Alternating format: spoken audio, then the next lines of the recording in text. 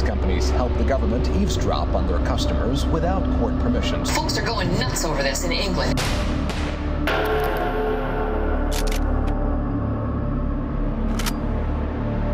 After the 7/7 bombings, the government had to act decisively to prevent violent extremism and stem the rise of Generation Jihad. Just as dealing with any infection, I think it's a generation of treatment to prevent the infection spreading. And I think that will take us probably 20 years.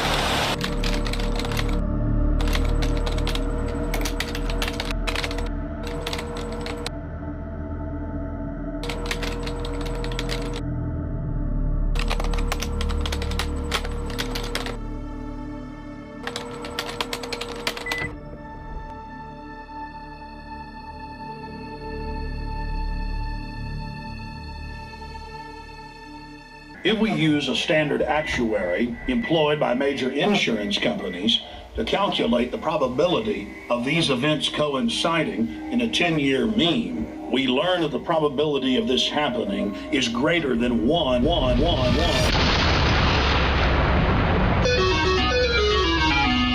Four Lions, a very funny film about 4 Islamic terrorists. It was made in Sheffield, just like The Steel.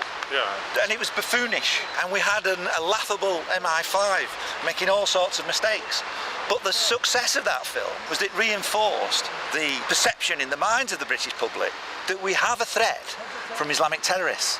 Even if some of them on the surface can be nice people, a bit buffoonish, who've got aspirations for the rubber dinghy rapids in Alton Towers. But really, the whole thing is based on a massive deceit.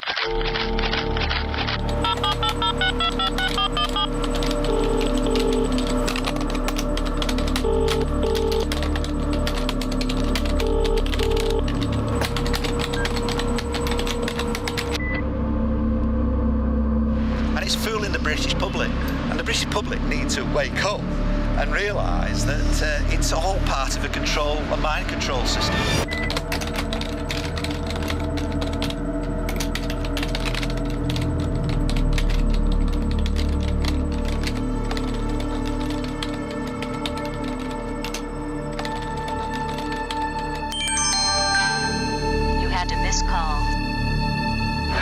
Fabrications, they were just ordinary normal lads, and they were deeply, utterly clueless about how to make explosives. I mean, there's absolutely no reason to believe they had a clue about how to put a bomb together.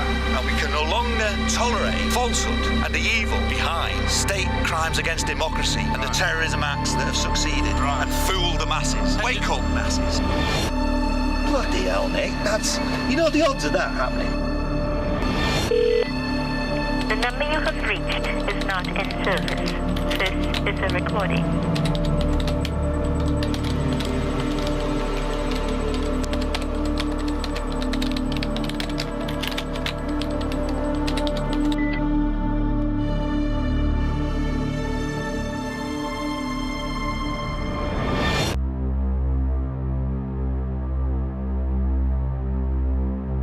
$100,000 million to 1 is incredible. There's one thing this reminds me of, you know. What's that, mate? On July the 7th, when Peter Power claimed to be having a terror drill on just the same 3 tube stations, on just the same time in the morning, on just the same date of July the 7th. And people did the calculation. It was about what we've just seen here. We're talking about the 3 tube stations. Exact time? 1 in a billion. Yeah, he was pretty well exact. And he predicted that? He was doing it, not just predicted, but they were doing it there at that time. Exactly, when the bombs went off? This astronomical level of improbability. I'll have to look into that, Nick. I wonder whether it could indicate that something wasn't right about the government story. Well, I'm tired of tossing these coins. Let's have a game of cards, Tony. It's a nice summer day. You're bored now, nice summer afternoon. Yeah, right. What do you want to play? Well, I like the odd game of Snap now and then. Oh, that's my favourite game too. Right. Good shuffle.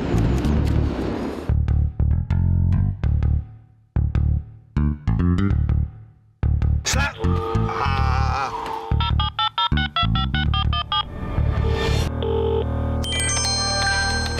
You had a missed call.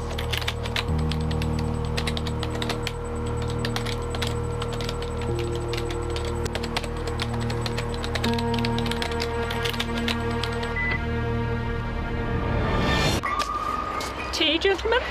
Oh, Belinda, thank you.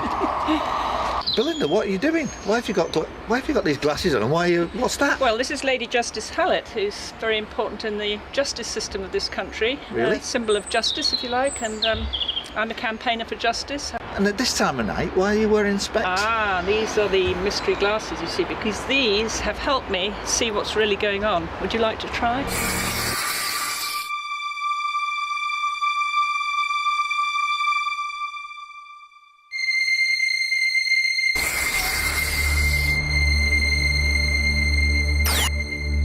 Nick? I can't believe it. What about? Look at these cards. It's just a pack of cards, Tony. No, put these glasses on. You see that? 7-7's an inside job. Well, I don't know what you mean. False flag terror. Good Lord. Everything's in a different light, Nick. See what I mean?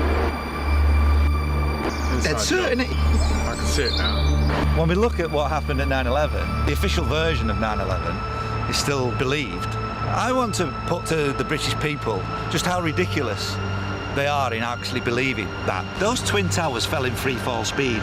Building 7 went down in 7 seconds and wasn't even hit by a plane. 10 years after the event, we still haven't got a single politician in this country who's prepared to tell the truth about 9/11, have we? And 9/11 and 7/7 are examples of this new world order at work. We've got to get to the truth. It's only the truth that will set us free. Whatever counter-terrorism strategy is put in place by the government, it will not heal relationships with our Muslim communities and brothers and sisters. It will not heal issues in the Middle East until we actually come clean and repent for what we have done as a nation over the 9/11, 7/7, our occupation illegal in Afghanistan and Iraq, which was done under false pretenses. Yeah. Can you imagine this country being governed without an enemy? I mean, if they said, look, this is fabricated by elements within our own government and the CIA and maybe Mossad, that we don't have a wicked Muslim terrorists, we don't need to invade their nations, would that mean Britain would have to live without having an enemy? I mean, well, yeah. Would that imply some spiritual awakening? I think there needs to be some awakening. Whether it's spiritual or not is another issue. But does that imply evil that is too dreadful to be thinkable? I'm afraid so. People are waking up, and there's only a small percentage of people who are willing to face up to the truth and confront it.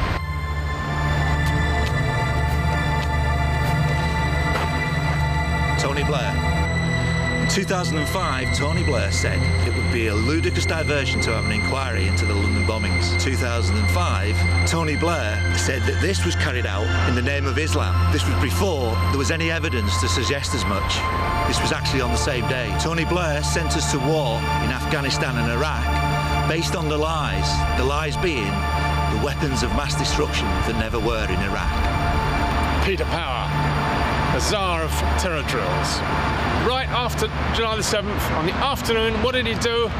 He went on TV saying, oh, fancy that. Today we were running an exercise, and the most peculiar thing was we based our scenario on the simultaneous attacks on the Underground and mainline station. I was doing a terror drill rehearsal with the same 3 underground stations the very same time, 9 o'clock in the morning. So we had to suddenly switch an exercise from fictional to real. Oh, our team had to go live. That's right. You were actually working today on an exercise that envisioned virtually this scenario. Almost precisely. And we chose a scenario with their assistance which is based on a terrorist attack because they're very close to a property occupied by Jewish businessmen. And I've still got the...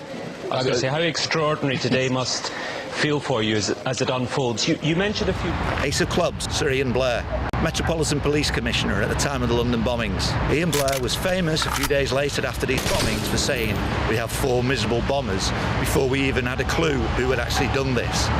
He was almost famous for the Charles John Lamanzes affair where he lied and covered it up. Sir Ian Blair demonstrated his clear prejudicial views by saying the threat from Islamic terrorism is greater than ever, including the Second World War. King's Dar demolition. It was the van parked right next to the 30 bus before it blew up, and it remained there after it blew up. Specialised in controlled demolition. There's no centre in London for King Star. It had to come quite a way to be there, and it just looked very, very conspicuous. Jack of Spades, senior police officers. I'm going to mention three. Andy Hyman profited from, as a Metropolitan Police officer, profited from making a book that was based on the lies of the July the 7th bombings. Sir Norman Betterson, ACPO officer, in charge of Prevent, West Yorkshire Police former officer, talking on BBC Generation Jihad about a generation of jihadists based on the lies of the London bombings. And Meredith Hughes, my own former chief constable at the time of the London bombings. Well, what had he got to do with it? Well, he was in Gleneagles managing the post-London bombings management strategy. There were hoax bombings in his own police force area just the days prior to and after July the 7th. Richard Jones,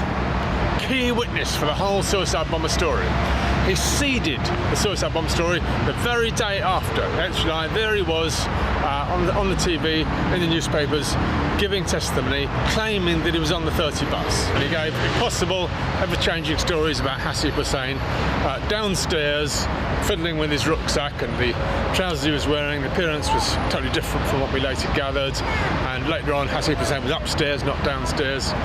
Everything was wrong with his story. Came from a Mr. Richard Jones, who claims to have seen a man fiddling with his bag on the bottom floor of the number 30 bus. He described the man he saw as clean-shaven and wearing light brown trousers and a light brown top.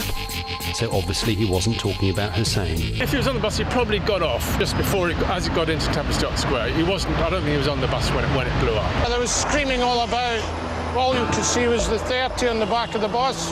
All you could see was the 30 on the back of the bus. The 30 on the back of the bus. Yes, I did work in an explosives factory. I served my apprenticeship there for 5 years, from 1960 to 65. BBC Panorama, May 2004.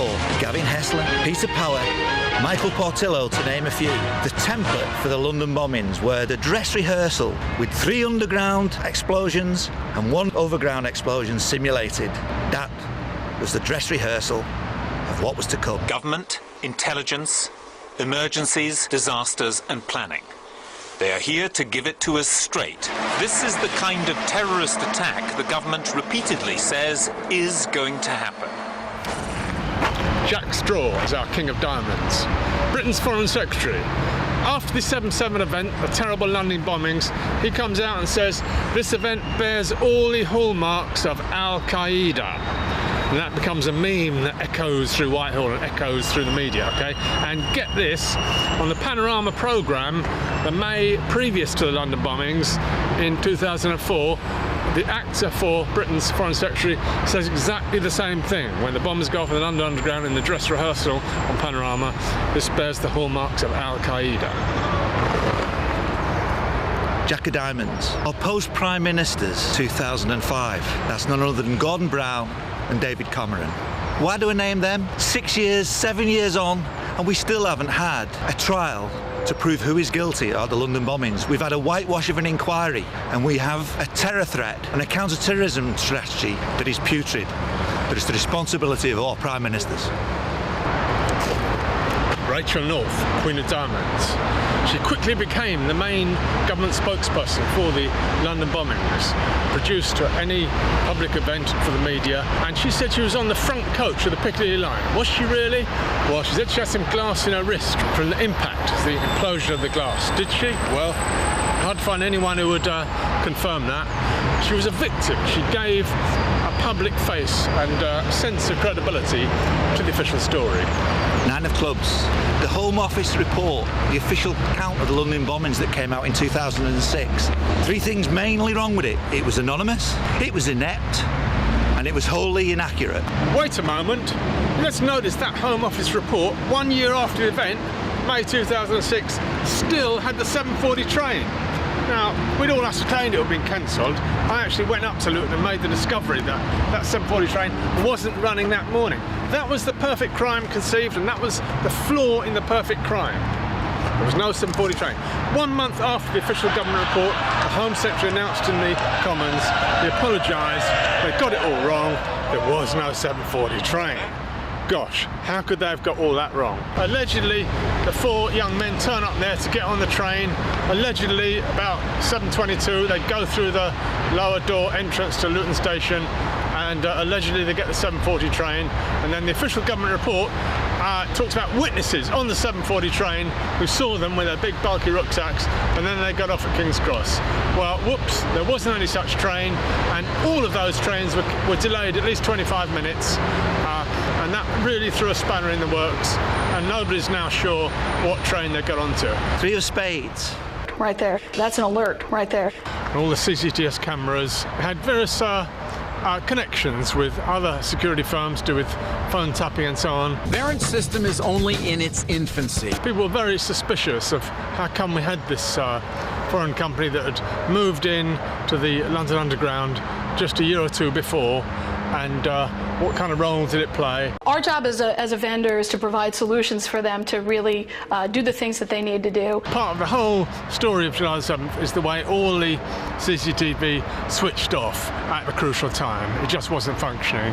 I would say the sky's the limit. Just as it was with 9/11. If Barron's systems were running everything during the London 7/7 bombings, Stagecoach, London Underground, and it all switched off on the bus and the Underground at the crucial times, then how is it that they didn't lose their contract, and how is it that they are still operating on London Transport to this day? 7 of clubs. HSBC Bank. What happened at Canary Wharf is the great mystery, because there were certainly reports going around, incidences such as assassinations, such as massive police presence, that went around in various reports, up to 19 of them. There was also a lock-in, including HSBC, where plenty of staff were locked in the premises. What on earth went on at Canary Wharf? There's been total denial. Senior management with HSBC and everybody who was locked in need to tell the truth and expose what happened.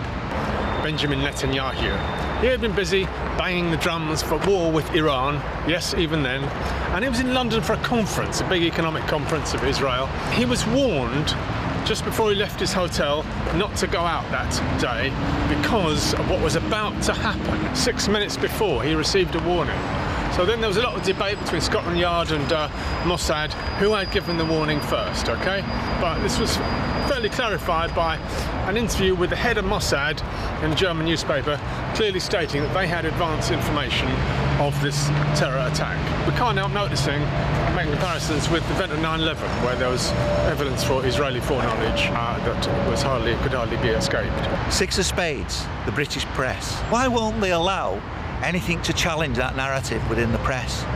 Where is the ethical side of our press at the moment? 52 people lost their lives, and where 4 alleged bombers were assassinated, almost certainly. It's just not good enough. Stagecoach, this is our 10 of clubs. This was the bus depot where the 30 bus was residing the weekend before it blew up. And there was an anonymous but quite credible testimony posted on the Alex Jones Show, a website. 2 people who weren't normally there had spent the weekend going over doing maintenance work on this bus. And as we all know, on the day, the CCTV mysteriously didn't work on that bus. Gosh, what a surprise. And then the top neatly lifted off, looking as if it had been cut round the end with some giant tin opener, a very level surface all along the top. And we could see in one corner where a bit of the top was hacked along, where it hadn't quite torn properly. That bus had been prepared for what happened to it, okay? And Stagecoach was the place where we believe that hanky-panky was done. Operation Atlantic Blue in May of 2005, just months before the event. This was a huge terror drill with bombs simulated, with 3 bombs going off on undergrounds, synchronising with a major international summit. Well, how about that? It was a joint British-American terror drill, and all echelons of the British government were involved. Imagine an event where you have, for example, you have walking wounded being carried into hospitals, and you have some things really happening on the street, other things make-believe on computer screens. Imagination in preparation for the actual event. Okay, Nine of Spades. This is Operation Hanover. This was a police terror drill, and it only came out at the inquest. We didn't know about it before, and it was just the very beginning of July 2005, and it was 3 bombs going off. It's a threefold event in central London, and the police had to have a terror drill responding to it. Gosh, fancy that. And in the inquest they explained that was why they're so well prepared for the July the 7th bombing, because they'd rehearsed something like it the week before. They didn't seem to see anything very suspicious about this. Excellent bit of research by the July the 7th truth team in London, and it was about at least the 4th major terror drill rehearsal before the actual event happened. Rudolph Giuliani. What was he doing in London? What was he doing in England? Oh, he was having breakfast just at Liverpool Street Hotel when the bombs went off right underneath him. Gosh, didn't something similar happen a few years ago when he just happened to be at Ground Zero, Building 7, when the whole thing blew up? And he suddenly started managing the whole of Ground Zero as the mayor of New York. Did a fine job of stopping photographers being allowed to photograph Ground Zero, basically fencing it all off. Because nobody did more for the official story in 9/11 than Giuliani. So fancy that, he's over here, maybe something to do with his security firm, helping his friend Benjamin Netanyahu with the conference, but he's a key character. And the day before, what was he doing? The day before July the 7th, well, fancy that, he was up north giving a lecture to some police group, telling them how great the war on terror was, and how lucky it was that we had tough people like Blair and Bush to cope with the war on terror. So somehow he's a very key operator, and who knows, maybe he pressed the buttons. You know, you're really beautiful. And a woman that looks like that has to have her own special scent. Oh, thank you.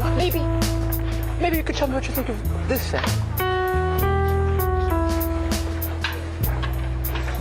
Oh, you dirty boy! You! Oh! Donald, I thought you were a gentleman. 7 of Diamonds, the Jaguar at Luton. It's a sensational discovery made during the inquest by the July the 7th truth team. When 3 of them arrived at Luton Station, okay, they parked. Then they had to meet up with Jermaine Lindsay, who's coming out from Aylesbury, and just as Jermaine Lindsay's car came in the car park, the exact moment you see a very posh Jaguar. His lights go on, and it comes round to park together with, so the 3 cars all park together. And just the exact second they all park together, the CCTV switch is off. When the lads had a so-called dummy run, or a practice run, on the 28th of June, the week before, they showed that Jaguar was also there in the same spot. So somebody, a minder, who was there to meet those lads, and probably, they all got out, he gave them their rucksacks that they had to carry. They thought they were on some sort of terror drill adventure, going up to London that day.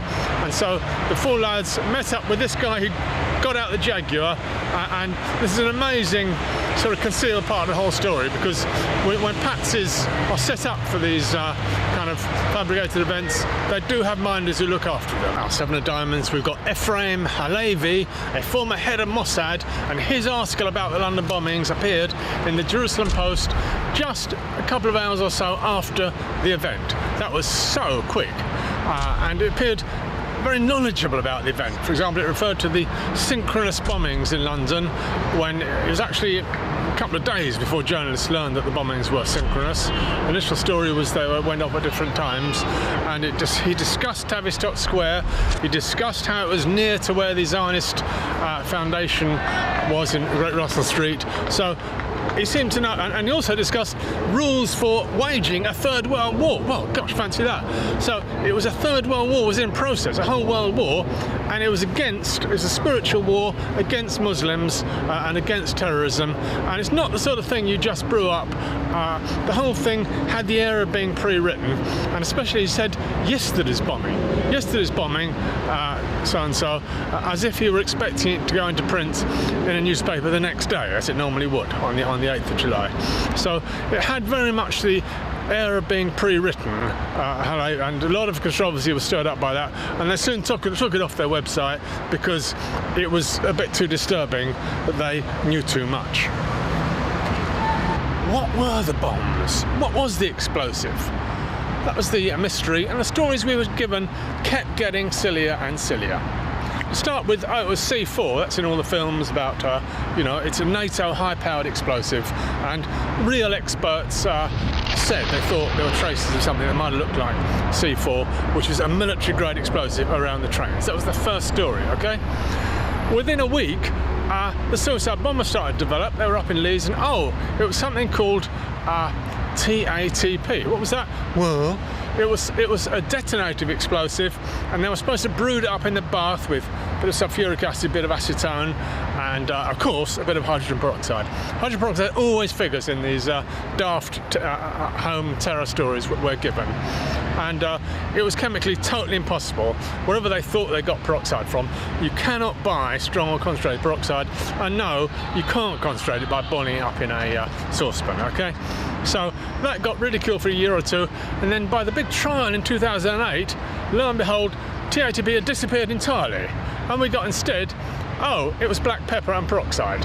You mix black pepper and peroxide, and where did they get the idea of black pepper and peroxide? Well, if you remember, you probably don't, but there was a 21st July story which was chapati flour and peroxide, and the lawyers successfully got these guys in jail for 40 years with chapati flour and peroxide as their sort of mock bombs that didn't go bang. So a sort of analogy was made from those to black pepper and peroxide, and that is the last final story. And so then the inquest had to try and allege that they had black pepper and peroxide traces found in the bomb factory in 18 Alexander Grove. If you believe that, you believe anything. The Edgware Road underground train. It was ascertained this had 3 large holes in its floor. The damage did not resemble that from a rucksack within the coach. No, it resembles something much more underneath the coach, with metal bent upwards. A whole lot of harrowing accounts of survivors in the dark coming across those 3 different holes. Obviously the official inquest didn't want to say that, but it's quite clear from their story that we got major experience of different holes in that Edgware Road train, and with people falling into the holes. Terrible accounts of them falling into the car. One of them, somebody dies in a hole. But you've got a story utterly and forever incompatible with a single suicide bomber. Force Reconnaissance Regiment. This was a newly set up branch of the British Army, a bit like the SAS. It's quite secretive, but it turned up in the de Menzies story. There was an FRR sort of secret agent, and they appear as seconded over from Ireland. Their bomb-making skills, very secretive and really quite above the law. When the Canary Wharf stories were coming in, people being shot at Canary Wharf, was this the FRR that had done this? It did look rather like it, and then they turned up some months later in Basra, in Iraq. They were in disguise, and they were planning to set off some bombs in a mosque, looking like an Arabs had done it. And they were very, very important, these people. Immediately they were arrested, they were busted out from their prison in Basra, and we never even told their names or anything. These are people above the law, and I think they are quite highly suspect for the actual perpetrators of the London bombings, okay? Now, our Summer 52 breaks down into, you get 6 at Edgware Road and 7 at Aldgate. Pathologists swore that he had reliably counted those number of dead bodies. The problem the inquest had was that those dead bodies are totally accounted for by real human victims. What that means is there isn't one left over who could be the terrorist. There was, may remind you, 9/11, those who went into it, where the numbers of dead on the airplane did not allow any extras for the alleged Muslims that were supposed to be on board. How did they get round it? They said, Tenware got blown into 52 little bits, and we got DNA samples of all these packages of what used to be Tenware. And this is something similar for Khan, supposedly on the Edgware Road, totally invisible, no physical trace of him. And they said, we got blown into so many bits that the pathologists couldn't see a body remaining. That is just their attempt to count. We got another 13 at Tavistock Square, and there again, that number seemed rather preordained. Now, the initial report in the afternoon was about 3 bodies. 3. The evening paper then had, I think, about 9, and the next day it went up to 13. Bear in mind that all bodies were removed about midday from Tavistock Square. What is the most ridiculous thing that the government are expecting us to believe, and that the British public are so gullible that they actually believe it? Well, for me personally, after rummage around this whole story, I would say it's the idea that those 4 ordinary, normal, fun-loving lads were turned into suicide bombers. I mean, they were cricket fanatics. They'd rap about their latest trainer shoes and were they going to get into the local college, who was saving up to or training to drive a car. I mean, that was what they'd talk about, and they had no dark side, they had no despair, no particular interest in politics. I mean, they'd go and visit their relatives in Pakistan. They didn't go to terror training camps, for God's sake, just part of their culture. I think the desperate, convoluted efforts to find some terroristic side it's just MI5 fabrications. There's loads of fabrications, but they were just ordinary, normal lads, and they were deeply, utterly clueless about how to make explosives. I mean, there's absolutely no reason to believe they have a clue about how to put a bomb together. We've had something like this. There's no normality other than the new normality that follows.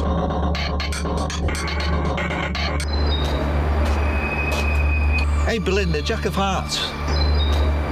Wonderful, these glasses, by the way. Oh, good. David Shayler, what's become of him? Is he? Some people have heard it said he's still an MI5, even though he was a whistleblower.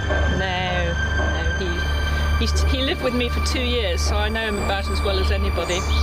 And in fact, he used to have a joke that when he was living in my house, if people he heard rumours that he might be working for MI5, he said the only person in this house still working for MI5 is Eddie the cat. Eddie the cat? Yeah. And that's Shayler's cat? Yes. Eddie, come here. Eddie, there's a good boy.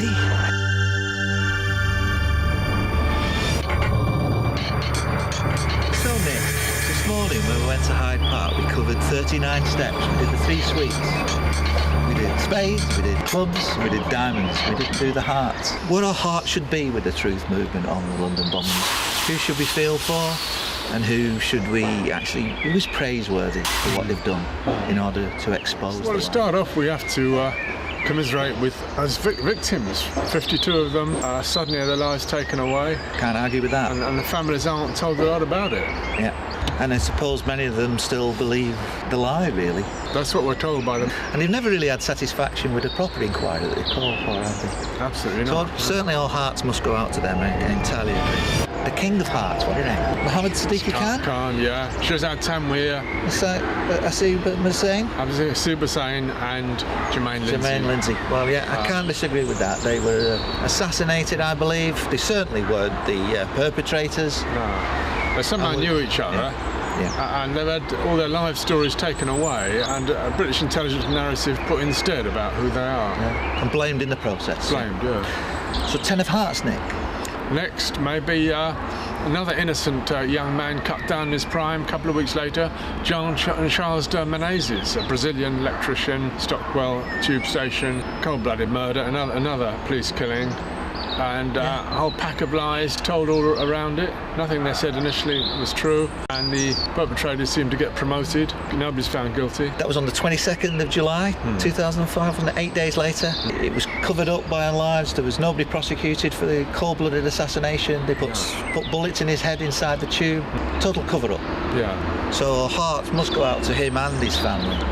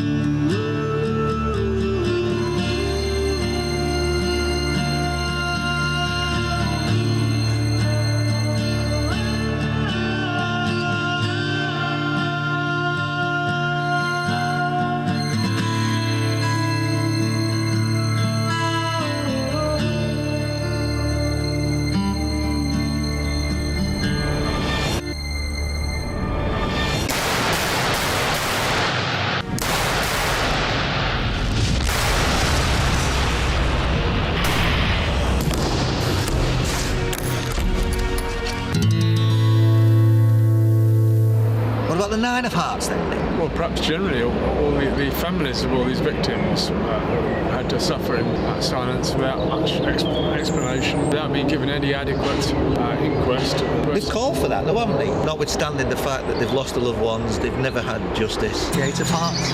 Thousands of people may get killed, but the whole civilization is ruined by British-American aggression, and it's justified by this phony, fake war on terror narrative. Yeah, and these aren't the extremists we're talking about, the Taliban or whatever. These are innocent women and children and citizens in Iraq and Afghanistan who've had their lives in Libya, Syria, who've had their lives decimated as a result of our aggressive foreign policy agenda. So our hearts go out to our brothers and sisters elsewhere in the Middle East. You've got the Two of Hearts. Well, I guess it has to be you, Tony. I mean, you stood up for telling what was what, and you got chucked out of the police force, and that had a terrific shock, inspirational effect all around the world. I don't think there's room for me, because I think that, quite frankly, what you've done in writing this is, to my mind, the equivalent of the Bible of the London bombings. You want to know what's happened in relation to that, people need to get hold of Terror on the Tube. And this is a wonderful piece of work, and I congratulate you on it, and it's been very influential in me over since the light came to me on this. Yeah, well, thank you, Tony. I came from being with all the wonderful people in the London 9/11 Truth Movement, and also the July 7th Truth Movement, and sort of working with them over years, that I was able to put things together in this.